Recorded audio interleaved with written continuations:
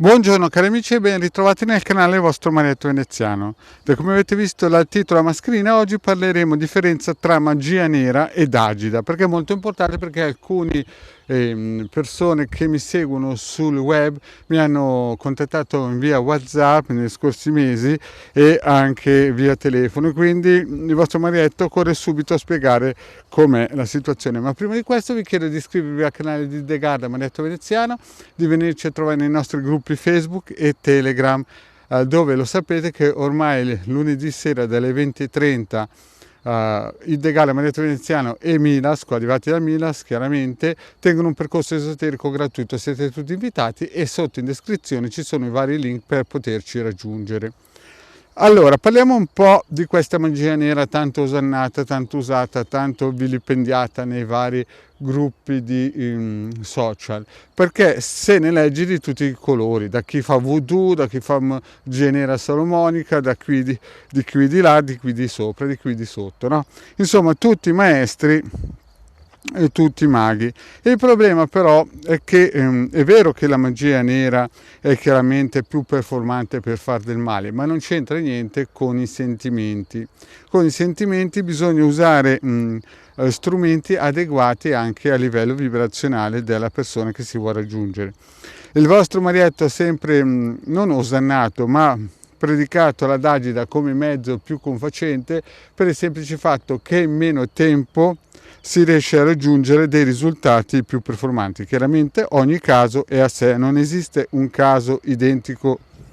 all'altro, quindi bisogna sempre studiare un piano strategico. Poi una cosa importante è che se la persona che si vuole raggiungere è legata con altre persone, magari per matrimoni che ormai stanno affondando, non sono mai esistiti, oppure per, come si suol dire, unioni di convenienza finanziaria in cui magari la persona è legata a doppio filo a una che non ama più, insomma, praticamente ci sono delle situazioni così catastrofiche che metterci le mani ci vuole proprio un chirurgo. E allora di solito si usano dei metodi prima di separazione, proprio per il bene di quella persona che magari è cieca e non si rende conto che magari viene sfruttata da tutto quello che gli sta intorno, e poi si lavora con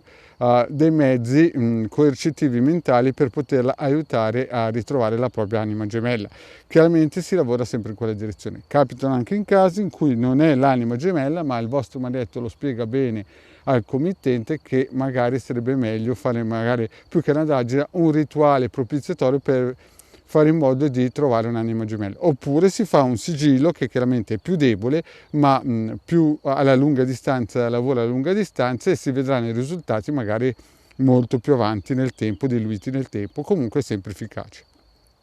Quindi quando sentite qualcuno che vi dice che con la magia nera vi fa tornare Pinco Pallino, vi fa tornare il miliardario del paese, stategli lontano come la peste, perché effettivamente può succedere una cosa del genere, magari, però è una cosa estremamente negativa, perché si va a contattare i geni di basso livello e di conseguenza si porta a casa una bomba a orologeria. E quindi quando magari salterà in aria, oltre ad avere magari chiamato una persona che non è la vostra anima gemella, salta fuori anche il problema che vi trovate dei geni che non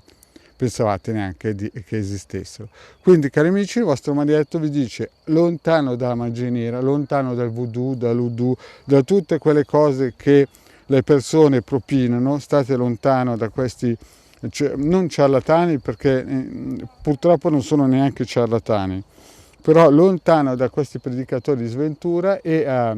fatevi aiutare da un vostro esoterista competente che abbia le qualità anche animiche, vibrazionali e intellettuali e chiaramente emotive per potervi dare una mano. Bene cari amici, il vostro Marietto ha finito questa breve pillola, quindi se voi volete un avvicinamento, il mezzo più veloce non è la magia nera, state lontano come la peste, ma è l'adagida. Chiaramente poi ogni caso è a sé, ci sono magari 9 interventi, 8 interventi, 7 interventi, dipende sempre dai casi. E prima della Dagida c'è sempre un'operazione molto probabilmente di slegamento, soprattutto se questa persona ha una certa età e non è, come si suol dire,